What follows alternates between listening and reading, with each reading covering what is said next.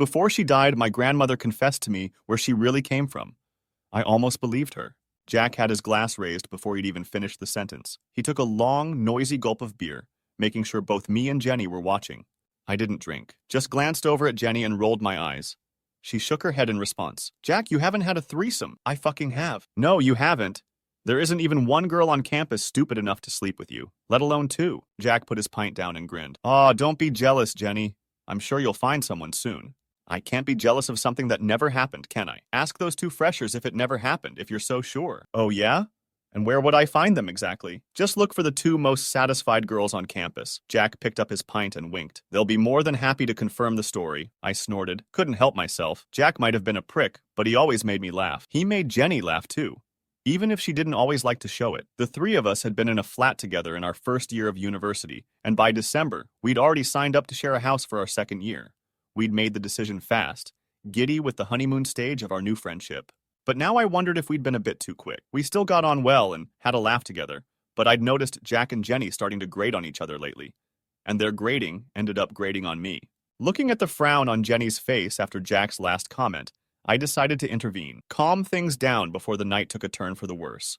Hang on a minute, mate. You can't drink on your own turn, can you? Surely that defeats the point of saying, never have I ever. Jack looked back at me with wide, innocent eyes. Sure you can. I checked the rules. You checked the rules? Yeah, I Googled them before we came out. There's no way you Googled the rules of never have I ever before we... He's right, you know. The voice cut me off mid-flow. All three of us looked around at the same time. The girl standing next to our table wasn't anyone I recognized. She was short and blonde, with bright green eyes and a half smile on her face. Judging by the looks of confusion on Jack's and Jenny's faces, they didn't recognize her either. The three of us shared a quick, confused glance while the girl stood there. It was Jack who recovered first. You see, guys?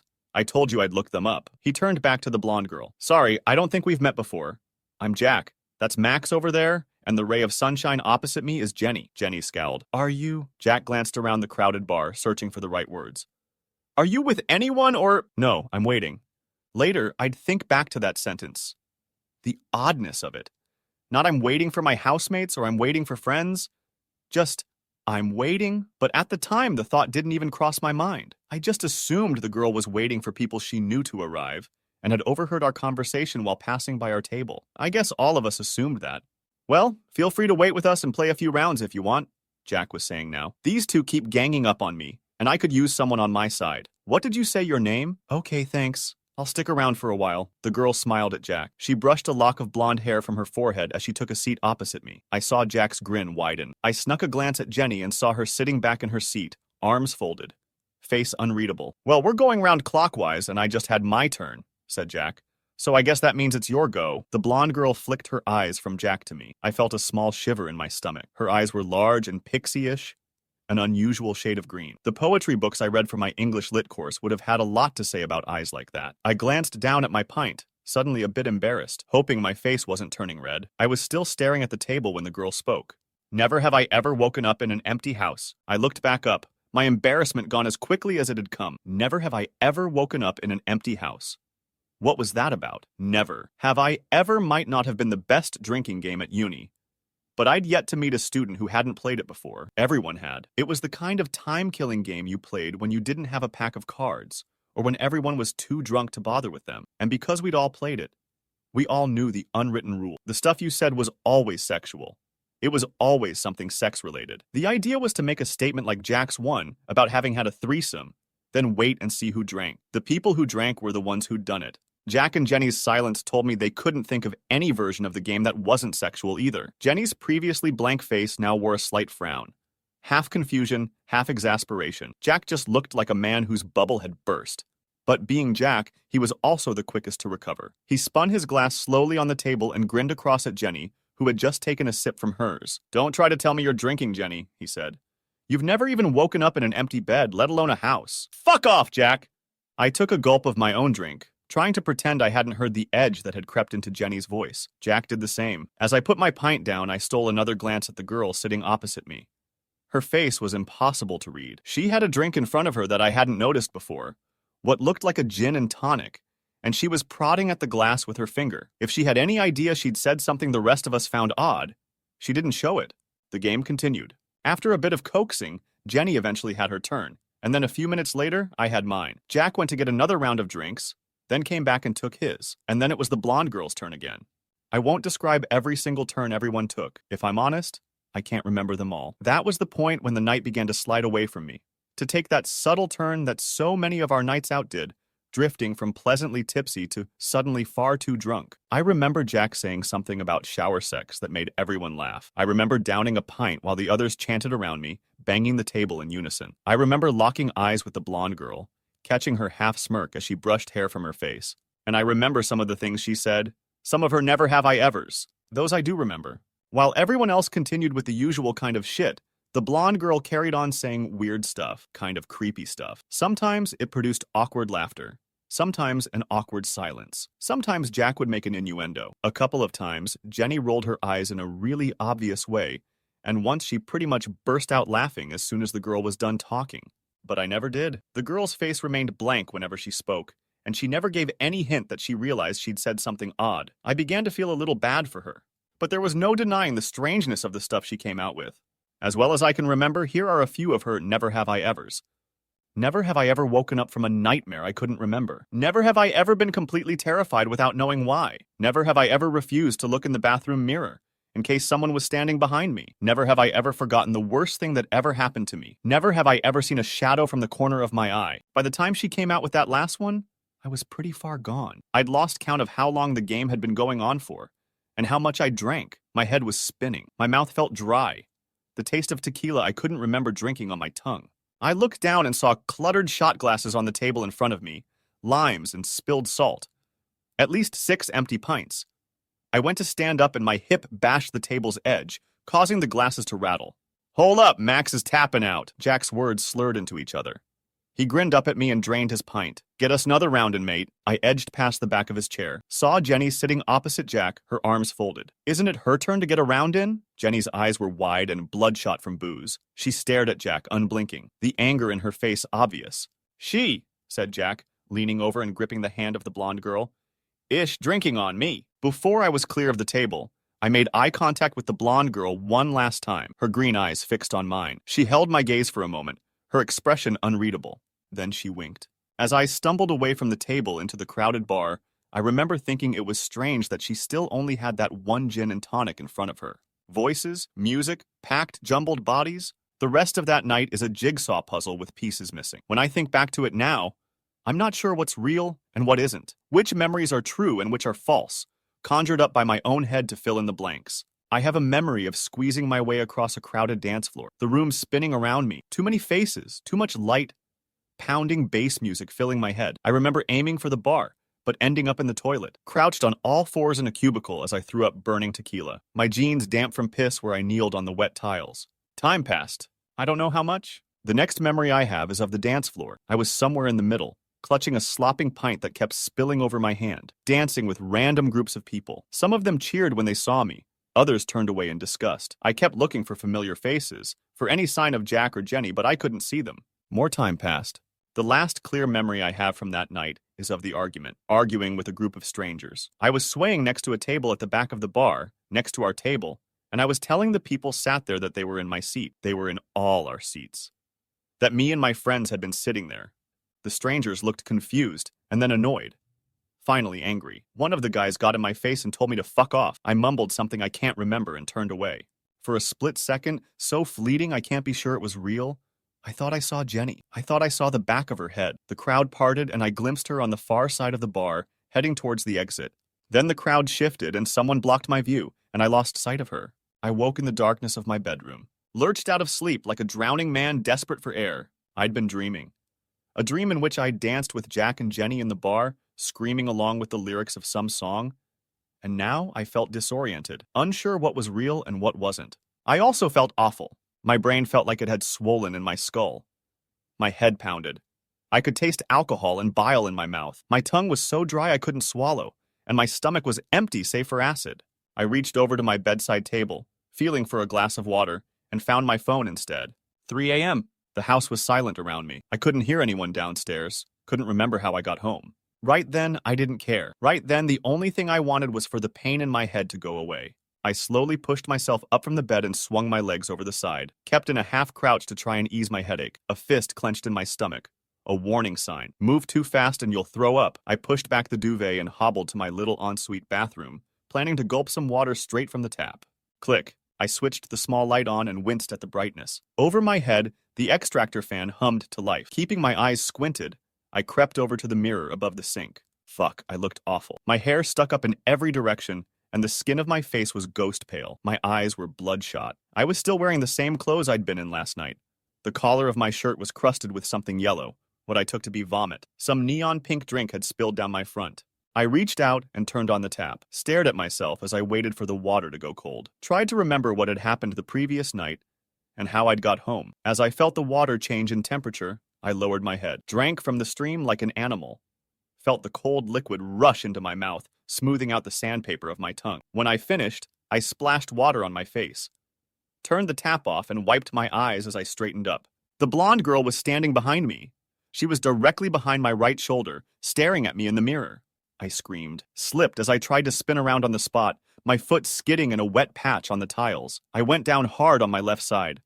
Shock and fear burned my nerve endings. I scrabbled on the floor, twisting myself onto my back so I could get a look at the spot where she was standing. But there was nobody there. I stared around the bathroom, pulling in deep breaths. My heart pounded hard. She'd been there, in the mirror. I'd seen her. This wasn't like one of my drunken memories that blended into a dream. She'd been in my bathroom. But now the bathroom was empty. I forced myself up into a crouch and then into a standing position, crept slowly back into my dark bedroom. Nothing, even after I'd switched the light on, banishing the shadows that lurked in the corners. There was nothing. My bedroom door was shut, and I knew I would have heard if someone had opened it. There was nobody in my room. Nobody had been in my room. I must have imagined it. Only I hadn't imagined it. I knew I hadn't. Half an hour passed before I forced myself to climb back into bed to try and get some more sleep. I tucked a hand below my pillow and felt the rustle of paper, a single, crumpled sheet that had been stuffed beneath it. All that happened months ago now. Months since the game of Never Have I Ever, and months since I saw the girl in my bathroom.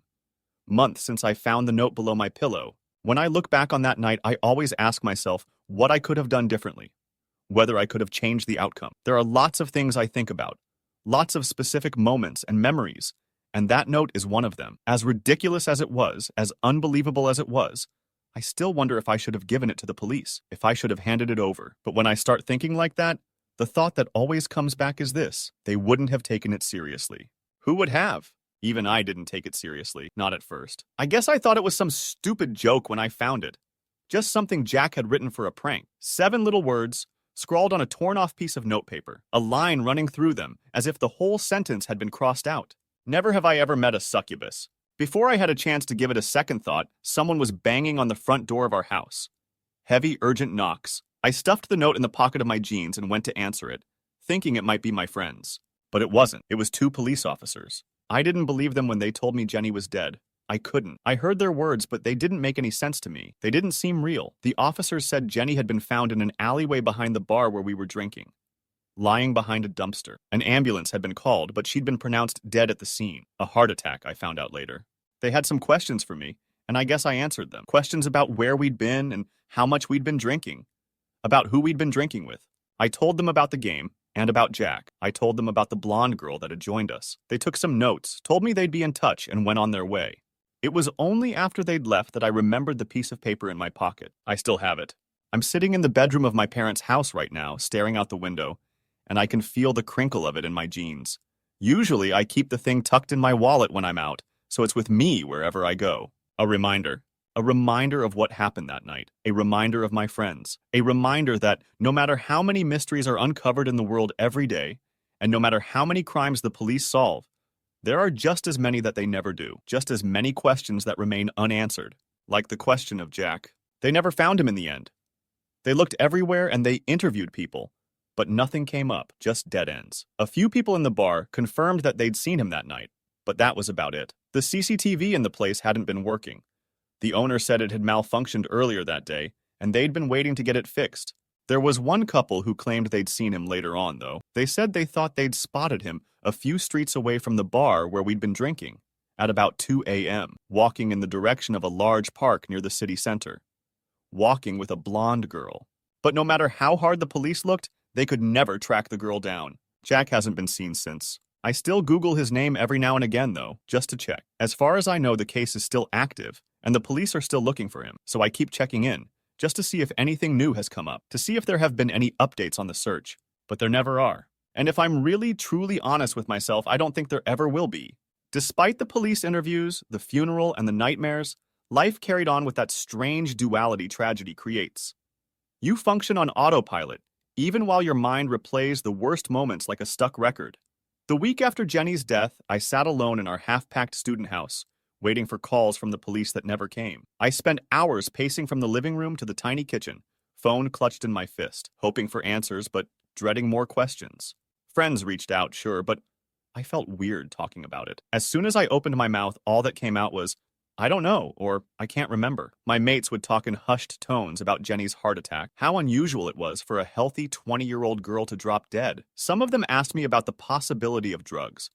Others whispered about pre-existing conditions that no one knew about. It seemed like everyone wanted a rational explanation for why Jenny wasn't around anymore. And the police kept circling back to the same question. Do you remember her leaving with anyone that night? I'd shake my head, each time more hollow than the last, because I honestly didn't know. Every memory from that moment on was drunken chaos. Just glimpses of faces, neon lights, loud music. The only times I felt certain of anything were the ones that included that strange blonde girl. That wink? Those unblinking green eyes? 3 days after the funeral, I had a dream that I was sitting in the same bar booth as before, playing the same game. The blonde girl was there, but this time Jenny was at my side, alive, laughing, telling me how embarrassing I was. Then the blonde girl turned to look at me and said in that same calm voice, "Never have I ever had a piece of my soul taken." In the dream, I actually drank. I lifted my glass and drained it in silence, no one else moving. I woke up drenched in cold sweat, my mouth open like I'd been screaming, then spent the rest of the night trying not to look in the bathroom mirror. Eventually, I dropped out of uni for the semester. I didn't want to return to the scene. The campus felt haunted by memory. My tutor was surprisingly understanding, letting me take a leave of absence. My parents convinced me to come stay with them for a while, which is how I ended up in my old bedroom, writing pages of half-coherent notes about that night, writing down everything I could remember about the blonde girl's weird statements, like I was trying to solve a puzzle no one else believed existed. The note stayed in my pocket.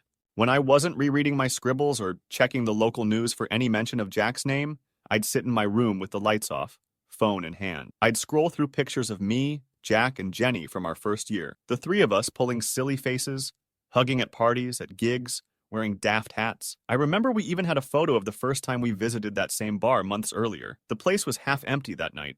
No weird strangers joining our table. I thought about how the dynamic between the three of us had changed, about how Jenny used to call Jack an obnoxious idiot, yet you could tell she still laughed at his jokes. Before, sometimes I wondered if I'd overlooked tension that might mean Jack had more to do with her death than just, well, being there. But the coroner's statement was pretty conclusive. It was a heart attack. No sign of physical violence. No sign of anything, really. That explained the abruptness. If you squinted, it all looked like some freak medical event.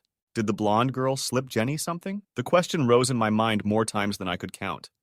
But I could never figure out how. For one thing, we'd all been hammered, but Jenny was still coherent enough to fire insults at Jack until I left for the bar. Then I never properly saw them again until morning. The timeline was a blur. The police found nothing pointing to poison or doping. There was no autopsy detail that answered anything beyond sudden cardiac failure.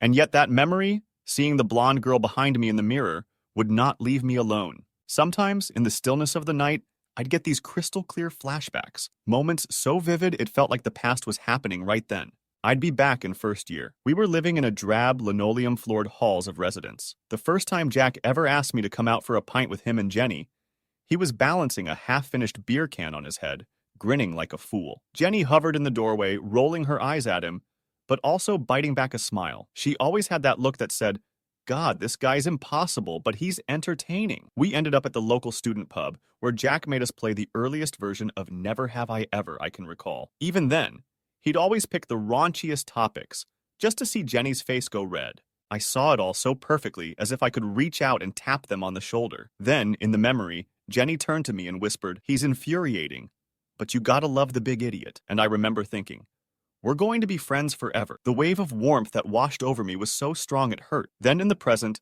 I'd open my eyes to the darkness of my childhood bedroom, tears soaking my pillow. I guess I latched onto these flashbacks because they reminded me that things hadn't always been bleak, that once, Everything had been normal. I'd try to cling to that feeling so I wouldn't drown in the what-ifs swirling in my mind.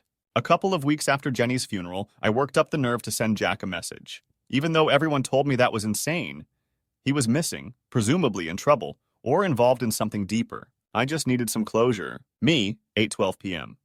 Hey mate, if you see this, let me know you're okay. Please. I half expected the message to bounce, but it didn't. It even showed that the text had been delivered. Hours later, I saw the read receipt. Read at 3:21 a.m. My stomach dropped. I kept checking my phone, but no response ever arrived.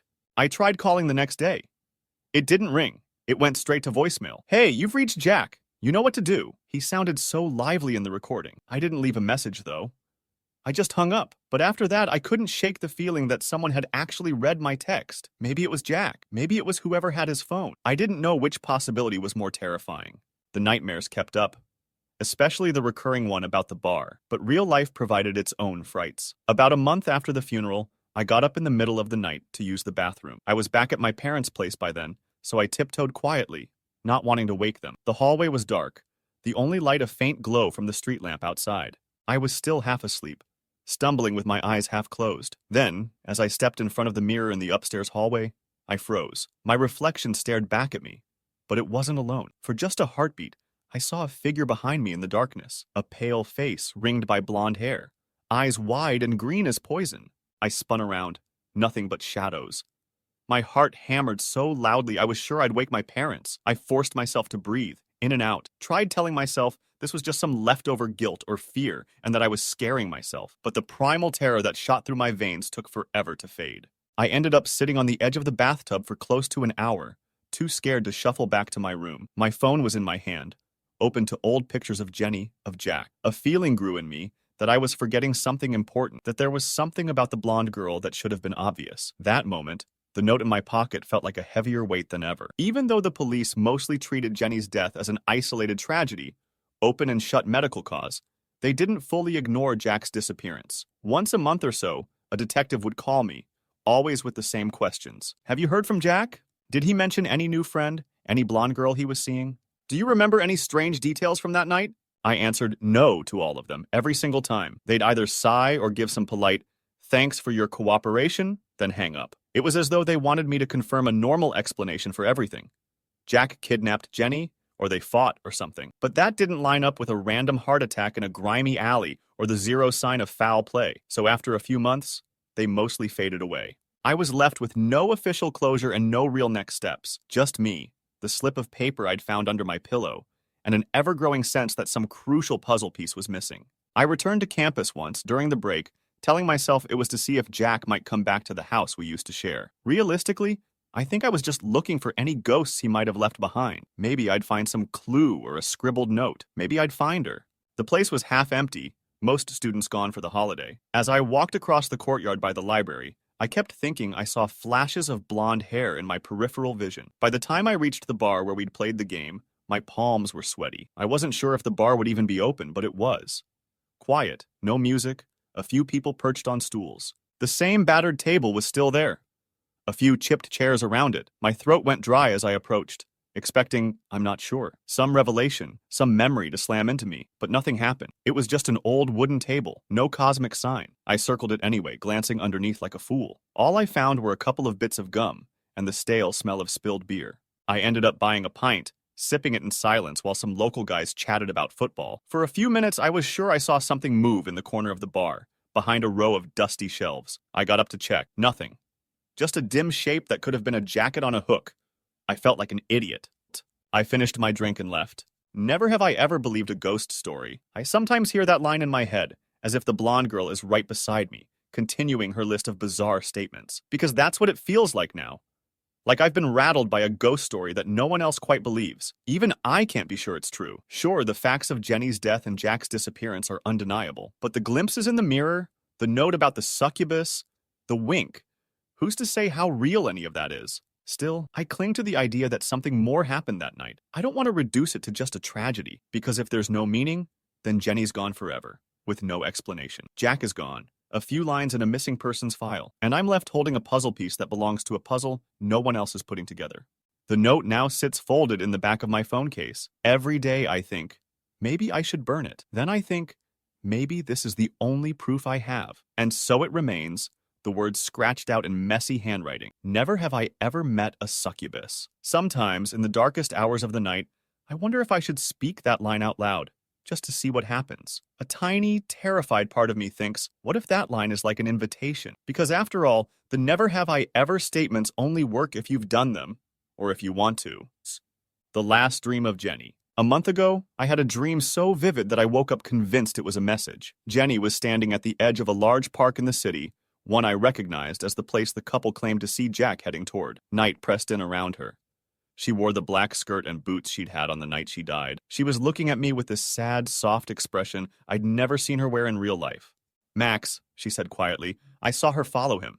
In the dream, I stepped forward, but Jenny shook her head. "Don't come. Don't look for me." Then she turned and walked into the shadows beneath the park's trees, and I felt an overwhelming sense of dread, like if I followed, I'd never come back. I woke up drenched in sweat, my breath ragged. I guess my subconscious was telling me to stop searching for Jack, or the thing that took him. But even now, I can't shake the question. What if he's still alive somehow? What if the blonde girl didn't kill him, but claimed him in some way beyond my comprehension?